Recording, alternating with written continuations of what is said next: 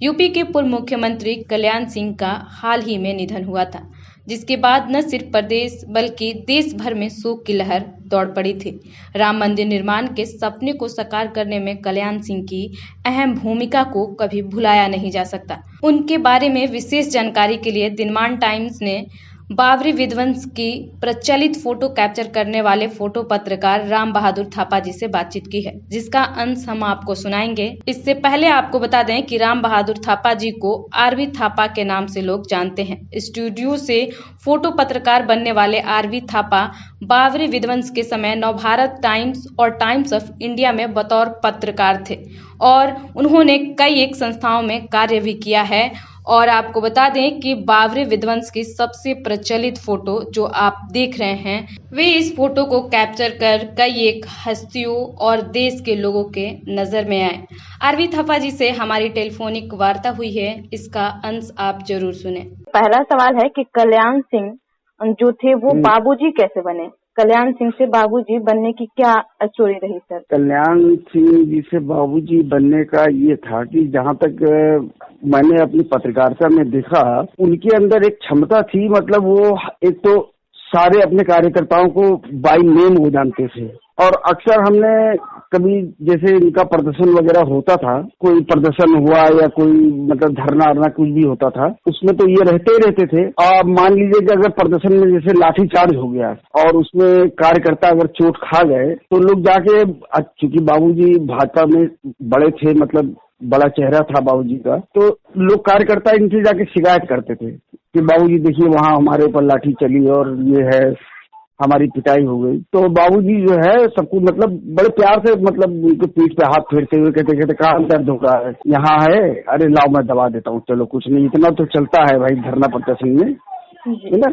तो मतलब जैसे वो एक गार्जियन टाइप जैसे होते नहीं, पिता तुल्य होते हैं जो, तो उस टाइप का उनका व्यवहार था। ये तो हमने अपनी आंखों देखा है कई बार। और ऐसे ही एक हमारे साथ भी घटना हुई थी जब ये सब 92 में जब ये मस्जिद गिरी थी, तो वहाँ हम लोग फोटोग्राफर बहुत मारे गए थे। तो 92 में चूंकि भाजपा जी का शासन था, मतलब उसमें बाबूजी मुख्यमंत्री थे, तो हमने फिर कार्यालय जाके इनसे एक बार शिकायत करी थी। हमने कहा बाबूजी वहाँ पर जो है हम लोग फोटो खींच रहे थे और देखिए वहाँ पे हम लोग को वहाँ पे मतलब कार सेवकों ने बहुत मारा। तो हमसे बोले, कहने अरे थापा तुम तो यार काफी बहादुर आदमी हो, मतलब बहादुर लड़के हो, हैं?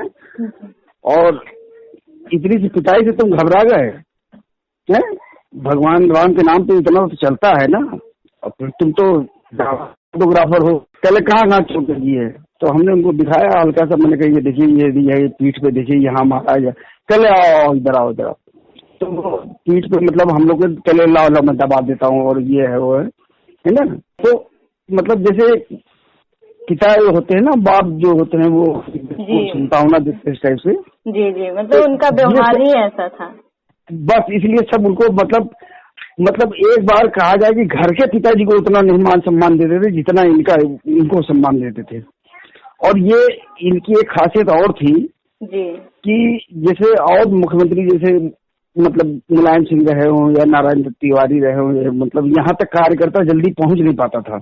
और इनके अंदर एक क्वालिटी ये थी, हमने अक्सर इनके कार्यक्रम में देखा है कि अगर किसी कार्यकर्ता को मिलना होता था तो वो धीरे से वहां से हाथ खड़ा कर देता था, तो वो इशारे से मंच पे ही बुला लेते थे। और ये नहीं कि वो सामने मंच पे मतलब सामने टेबल पे कहे कि हाँ बताओ क्या बात होगी, कुछ नहीं, वो सीधे इशारा करते थे, घूम के आओ मेरे कान में बताओ क्या बात है। तो मतलब हाँ, सिक्योरिटी वगैरह चीज का डर, मतलब कार्यकर्ताओं को सिक्योरिटी वगैरह कोई डर ही नहीं था, वो सीधे धड़धड़ा के पहुंच जाते थे और उनके कान में जो बात कहनी हो बड़ा मुस्कुराते हुए सुनते थे, उसका कहते थे अच्छा चलो ठीक है, मैं इसको याद दिलाना, मैं ठीक कर दूंगा। तो उन तक पहुंचने में हाँ कई बार हमारे साथ ऐसे ही हुआ, जैसे हम फोटो खींच रहे, हमें जैसे कुछ कहना है तो हमने जैसे उनकी तरफ, अच्छा वो देखते थे तो सबकी तरफ देख लेते तो मुस्कुराते रहते थे।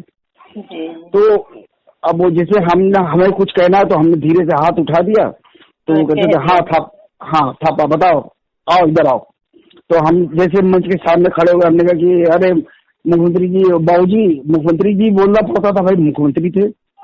और उसके बाद फिर हम बाबूजी बोलते थे, हमने कहा मुख्यमंत्री जी, बाबूजी, वो कहते अरे कुछ नहीं, इधर घूम जाओ, पीछे से घूम जाओ, हाँ बताओ काम में क्या है। तो हम कहते थे बाबूजी देखिए ऐसा हो गया, कर लेंगे, अरे कोई बात नहीं ठीक है, तो हमको याद दिलाना, हाँ तुम हमको याद दिलाना और और ये जिम्मेदारी तुम्हारी है याद दिलाने की, ठीक है ना। अब मैं यहाँ से कार्यक्रम से, हाँ, जब मैं यहाँ कार्यक्रम से जाऊंगा कार्यालय, तो वहाँ पर अगर टाइम मिले तो आ जाना और वहाँ पे हमको रिवाइंड करा देना है जी। तो मतलब जैसे मान उनका लीजिए व्यवहार कार्यकर्ताओं के लिए बिल्कुल खुले दरवाजे, बिल्कुल मतलब खुला दरवाजा, मतलब कोई डर ही, मतलब कार्यकर्ताओं को ये नहीं घबराहट होती थी कि मुख्यमंत्री हैं उन तक पहुंचा कैसे जाए जी। और अगर मान लीजिए कभी किसी सिक्योरिटी वाले ने रोक भी दिया तो मतलब वो वहीं के इशारा कर देते थे कि नहीं इसको आने दो। अच्छा जी। तो दूसरा मेरा सवाल ये है सर कि जब गुम्बद टूट रहा था तो कारसेवक गुम्बद पे चढ़े हुए थे और उस समय स्थिति ऐसी थी कि फोटो पत्रकार हो या फिर पत्रकार, उन पर भी हमला हो रहा था। उस समय का दृश्य क्या था, स्थितियाँ कैसी थी? सुबह 10 बजे तक तो स्थितियाँ बिल्कुल नॉर्मल थी।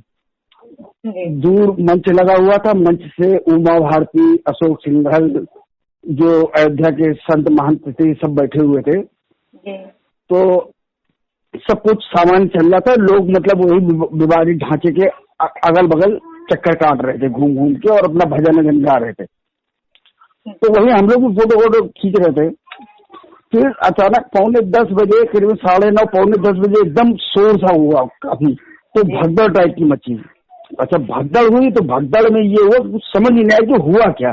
किसी ने कहा कि वो मतलब गाय जो है दौड़ा रही है, किसी ने कहा कि अरे नहीं पुलिस का लाठीचार्ज हो गया, यो मतलब कोई किसी को कुछ पता नहीं था, एकदम भगदड़ सी मची है।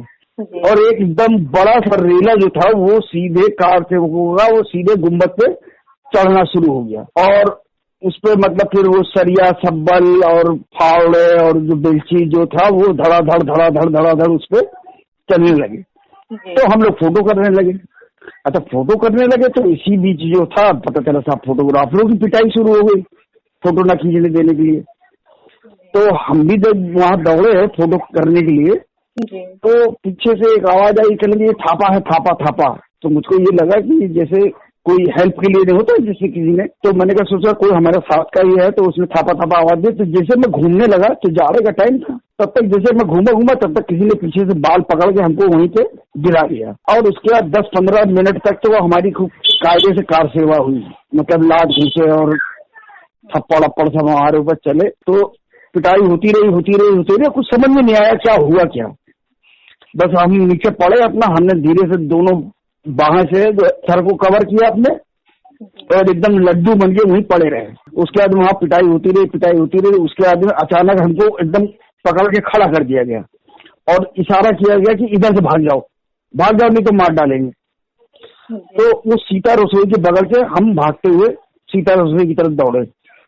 तो वहां जब गए, अच्छा उसके बाद जब हमने पलट के देखा तो कई फोटोग्राफर मारे जा रहे थे, जिसमें दिल्ली के भी थे, बॉम्बे के भी थे, फॉरेनर भी थे, सब पे हमला हो रहा था। तो हम लोग भयावह तो थे ही सर, बहुत ज्यादा। और मतलब मेन टारगेट फोटोग्राफर ही थे भाई। जो रिपोर्टर होता है उसके पास क्या होता है, एक छोटी सी डायरी होती है, नोटबुक और एक पेन होता है बस। और हम लोगों के पास तो पूरा बैग होता है, उसमें पूरा लेंस वगैरह कैमरे सब ये रखे रहते। तो उस आधार पर अच्छा कुछ लोगों के जो है कैमरे भी छीन लिए गए, एक कैमरा हमारा भी चला गया उसी मारपीट भगदड़ में। तो जब हम गए वहां पर सीता रसोई में तो देखा वहां पहले से ही 10-12 फोटोग्राफर चोट खाए हुए पड़े थे। खैर हमको तो खैर खून नहीं निकला, हमारी पिटाई तो हुई थी कायदे से। बाकी कुछ फोटोग्राफरों को सर फट गए थे। अच्छा, सर भी उनके फटे जिन्होंने मतलब बहुत ज्यादा प्रतिरोध किया, मतलब उनसे भिड़ने की कोशिश की। तो कार सेवक जो थे वो सब मिक्स मतलब मिले जुले टाइप के थे, मतलब उसमें आपको साउथ के भी दिख रहे थे, महाराष्ट्र के भी दिख रहे थे और अच्छे खासे तगड़े मतलब 6 फीट हाइट के कार सेवक थे। जी। तो हम चले गए सीता रसोई के अंदर। तो वहां हम गए तो वहां कुछ रिपोर्टर भी थे, डर के मारे छुपे हुए थे। तो उन्होंने कहा अरे थापा इधर आ जाओ और एक काम करो, ये कैमरा जो है इसको कहीं छोड़ दो, उसको बैग को। तो मैंने कहा भाई साहब ऐसा है, कैमरा तो मैं नहीं छोड़ सकता हूँ। तो पहले बाहर ना निकलना, बाहर वहां सब पे हमला हो रहा है। तो अच्छा, हम दरअसल जहाँ सीता रसोई था वो 3 मंजिले का था सीता रसोई, और ठीक सीता रसोई के सामने ही वो विवादास्पद वो गुंबद थे तीनों। तो हमने कहा कि भाई नीचे से हमें दिख नहीं रहा था, तो हमने कहा लाओ फिर हम ऊपर जाए। हमने कहा ऊपर छत से जाके देखते हैं क्या हो रहा है। वो फोटो क्लिक कहाँ से की थी, गुम्बद के सामने से या फिर उस रसोई के छत से? वही सीता रसोई की छत से हमने एक कैमरा चुप्पे से हमने जैकेट के अंदर छुपा दिया था। तो हमने कहा कि लाओ ऊपर से जाके हम फोटोग्राफ्स कर लेंगे छत से। तो हम देखिए एक फ्लोर पे गए तो उस फ्लोर पे महिलाएं जो थी वो ढोलक वोलक लेके भजन गा रही थी। तो उसमें एक माता जी थी, वो हाथ में 2 ईंटें लिए थे, तो उन्होंने फेंक के पहले एक ईंटा मेरे मारा तो मुझसे लगा नहीं, मैं हाथ बच गया। तो कल कहाँ जा रहे हो? तो हमने कहा अम्मा ऊपर जा रहे छत पे। कल पत्रकार हो? तो मैंने कहा जी। कल फोटो ना खींचना, नहीं यही मार के डाल देंगे। तो मैंने कहा कि अरे माता जी आप कैसी बात कर रही हैं, अब भाई मैं भी हिंदू हूँ।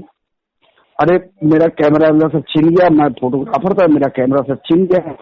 तो हिंदू होने के नाते ये है कि अब भाई ये है कि अगर आप मैं कार सेवा नहीं कर सकता हूँ तो कम से कम कार सेवा देख तो सकता हूँ। तो बाकी 1-2 महिलाएं थी, जाइए आप ऊपर देखिए, लेकिन आप कैमरा मत चलाइएगा वरना मारे जाएगा। तो मैं फिर जब छत पे गया तो मैंने देखा दीवार के कॉर्नर में एक आदमी को लटकाए हुए थे वो लोग नीचे, कार सेवक लोग, मतलब 3री मंजिल से। तो मैं वहां पहले गया तो वहां इधर सामने ही मेरे गुम्बद पड़ रहा था, तो गुम्बद पे कार सेवक तमाम चढ़े थे। तो हमने कहा लाओ यहीं से फोटो करते हैं। फिर मेरा ध्यान गया इधर बाएं तरफ, मैंने देखा कुछ भीड़ लगी है, किसी को कुछ नीचे लटका रहे। मैंने कहा ये लटकाए हैं या ऊपर खींच रहे किसी को। तो मैं वहां देखने गया तो देखा एक फोटोग्राफर को वो लोग नीचे लटकाए हुए थे, पैर पकड़े थे, एक एक पैर जो है 2-2 कार सेवकों ने पकड़ रखा था, उसको नीचे टांग रखा था। तो मैंने जब देखा मैंने कहा यार ये तो अपना जानने वाला वो उसमें था, वो पीटीआई का फोटोग्राफर था पंकज ओरी। तो मैंने जाकर उनके हाथ जोड़े, मैंने कहा अरे भाई साहब छोड़ दीजिए। मतलब हमसे उम्र में छोटा था वो लड़का। तो मैंने कहा छोड़ दीजिए। तो कह लगे तुम भी पत्रकार हो? तो मैंने कहा मैं पत्रकार हूँ लेकिन हिंदू हूँ, मेरा कैमरा मेरा सब छिन गया है। तो कह लगे देखो ये साला फोटो खींच रहा था। तो मैंने कहा अरे आप छोड़ दीजिए, माफ कर दीजिए, मैं ये फोटो अब नहीं खींचेगा। अच्छा उसको नीचे लटका रखा है। तो मैंने हाथ जोड़े, मैंने कहा कि ऐसा है मैं आप लोग के पैर छू रहा हूँ तो इसको छोड़ दीजिए। तो उसमें एक कार सेवक बोला कर लगे कैसे पैर छू रहे हो? अच्छा मैंने उनका घुटने छुए थे। तो उन्होंने कहा कैसे पैर छू रहे, पैर ऐसे छुआ जाता है? तो मैंने कहा आप बताइए। कह लगे ये मत्था जो है सीधे हमारे नीचे चरणों पे रखो, पैर पे। तो मैं फिर उनके सबके तो मैंने उसके चरणों पे अपना मत्था रखा। तो कह लगे मेरे नहीं सबके। तो मैंने सबके फिर पैर छुए, मतलब मत्था रखा। मैंने कहा भाई तक छोड़ दीजिए इसको। तो फिर उसको ऊपर खिंचवाया गया, पहले उसको समझा देना कि फोटो नहीं खींचेगा। मैंने कहा ठीक। तो उसके बाद उसमें 2-3 थप्पड़ फिर हमको ही पड़े, 2-3 थप्पड़ उसको ही पड़ गए। कह लगे आप लोग नीचे जाइए, छत पे मत दिखाई दीजिएगा। तो फिर मैंने उनसे वही कहा, मैंने कहा भाई साहब हम भी हिंदू कार सेवा नहीं कर पा रहे तो कार सेवा देखने तो दीजिए। कह लगे तो उन्होंने तलाशी ली तो हमारा एक कैमरा निकला। तो उन्होंने कहा ये कैमरा रखे हो? तो मैंने कहा नहीं, इसमें फिल्म भी नहीं है और ये कैमरा हमने बचा रखा है, छुपा रखा है। तो कह लगे कैमरा निकलना नहीं चाहिए। मैंने कहा बिल्कुल नहीं निकलेगा। तो वहां से फिर हम लोग किसी तरह बचे, वही छत पे खड़े रहे। हमारे सामने ही मतलब फिर वही 11:30-12 बजे एक गुम्बद गिरा, उसके 1-1.5 घंटे बाद दूसरा गिरा, उसके बाद फिर तीसरा गिरा। मतलब 1-1 घंटे के अंतराल पे वो सब तीनों गुम्बद धराशायी हो गए। अच्छा तो सर यानी कि आपने छत से ही फोटो क्लिक किया था, जो कि पूरी दुनिया आज एक आइकन के तौर पे देखती है। हाँ उसके बाद दूर मतलब खाली माइक से आवाज सुनाई दे रही थी कि अब उसमें कौन बोल रहा था ये तो हम नहीं देख पाए। उसमें केवल ये आवाज आ रही थी कि हर कार सेवकों से हमारी विनती है कि अपने साथ एक प्रतीक स्वरूप को एक ईटा जो है वो साथ में लेते जाए। तो शाम 4:30-5 बजे तक कुछ संतर्क हो गया था, वहाँ पता ही नहीं यहाँ पे कोई गुम्बद नाम की कोई चीज थी। और सर मेरा आखिरी सवाल है, हेलो आखिरी सवाल है सर कि बतौर मुख्यमंत्री कल्याण सिंह ने जब नैतिक जिम्मेदारी लेते हुए इस्तीफा दे दिया था तो उन्हें जी सर जब इस्तीफा दे दिया था तो प्रेस कॉन्फ्रेंस में उन्होंने क्या कुछ संबोधित किया सर? उन्हें क्या मलाल था या फिर किस तरीके की उनके अंदर से भावनाएं झलक रही थी सर? नहीं वो तो मैं दरअसल ऐसा था, ये राजभवन हम लोग गए थे, राजभवन में इन्होंने जाके अपना इस्तीफा सौंपा गवर्नर को।